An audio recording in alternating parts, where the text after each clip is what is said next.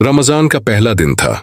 अली, जो एक नेक दिल नौजवान था, फजर की नमाज के बाद कुरान की तलावत कर रहा था। उसकी वालदा खाने की तैयारी में मसरूफ थीं और घर में एक रूहानी माहौल था। एक दिन अली काम से लौट रहा था। दोपहर का वक्त था, धूप तेज थी। रास्ते में एक शख्स को प्यास से ढाल देखा। अली ने अपनी बोतल का पानी देने का सोचा, लेकिन याद आया कि वो खुद रोजे से है। फिर भी इसने उस शख्स के लिए मस्जिद जाकर पानी का इंतजाम किया। शाम के वक्त अली और उसके घर वाले दस्तरख्वान पर बैठे थे। खजूरें, पानी और दीगर नामतें सजी हुई थीं।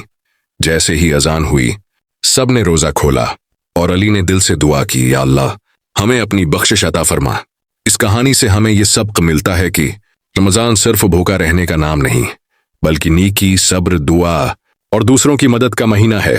अल्लाह की बख्शिश वही पाता है जो उसके बंदों से मोहब्बत करता है और उनकी मदद करता है। मजीद ऐसी वीडियोस देखने के लिए उस चैनल को सब्सक्राइब करें।